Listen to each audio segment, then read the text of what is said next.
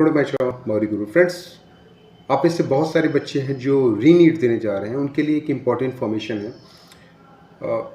एक मैं हालांकि इस इन्फॉर्मेशन के बारे में मैंने ऑलरेडी आप लोगों को शेयर कर रखा है पहले ही, लेकिन अब क्योंकि इसके बारे में बहुत सारी इन्फॉर्मेशंस आ रही हैं और ऐसा पॉसिबिलिटी भी लग रही है कि एनटीए इस बार आपका जो क्वेश्चन पेपर का डिफ़िकल्टी है वो बहुत ही हाई कर सकता है।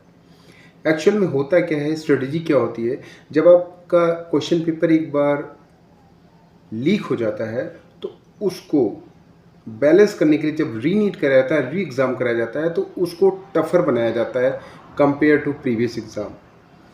उसका एकमात्र रीज़न ये होता है कि टफ़र क्वेश्चन पेपर आएगा और आप कम स्कोर करोगे तो डेफिनेटली है आपका दिमाग पेपर लीक पे जाने के बजाय इस बात पे जाएगा कि बहुत टफ पेपर आया था। जिस तरह से आपने यूपीएससी का इस बार का क्वेश्चन पेपर प्रीलिम का देखा होगा, बहुत ही टफ क्वेश्चन पेपर आया था।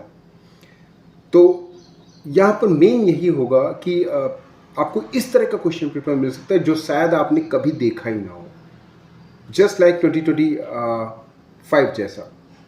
तो कुछ इस तरह से आपको प्रिपरेशन होनी चाहिए और यहाँ पे प्री डिफाइंड टारगेट लेके मत जाना कि पिछले एग्ज़ाम में मैंने 650 किए, 660 किए, 700 किए, मैं उतना ही टारगेट लेके जाऊँगा तभी मेरा सिलेक्शन होगा। क्योंकि क्वेश्चन पेपर का डिफ़िकल्टी लेवल कुछ भी हो सकता है। जिस तरह से देखने में आ रहा है कि बहुत ही अटपटा क्वेश्चन पेपर यूपीएससी का बना था प्रीलिम का।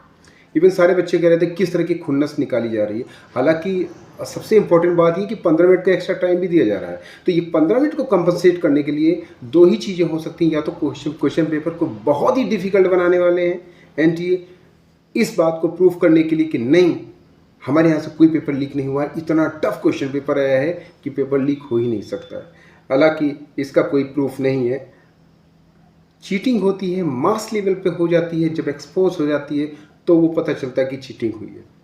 जैसा कि यहाँ पर भी अगर आप देखो तो कुछ बयान ऐसे भी आए हैं जो बड़े अटपटे हैं कि भाई क्वेश्चंस लीक हुए हैं, क्वेश्चन पेपर लीक नहीं हुआ है। तो यार अगर 180 क्वेश्चंस लीक हो जाएं, क्वेश्चन पेपर लीक ना हो, तो इस बात में कौन सा लॉजिक है? मतलब मुझे नहीं समझ में आया इस तरह का कौन सा लॉजिक होता है। बाकी जिन्होंने बोला वही जानते हैं कि क्वेश्चन का लीक होना is not equal to question paper का लीक होना। मतलब वैसे तो मुझे समझ में नहीं आया, क्योंकि क्वेश्चन जिसने लीक किया, सारे क्वेश्चन पता है तो वो तो उसका क्वेश्चन का पेपर बना के लीक कर सकता है। तो ये सारी चीज़ें हैं और अल्टीमेटली आपको इस बात का ध्यान देना होगा कि क्वेश्चन पेपर को बहुत ही सीरियसली, बहुत ही अच्छे ढंग से पढ़कर ही आंसर दीजिएगा, क्योंकि क्वेश्चन पेपर बहुत टफ भी आ सकता है जिसके काफ़ी चांसेस हैं।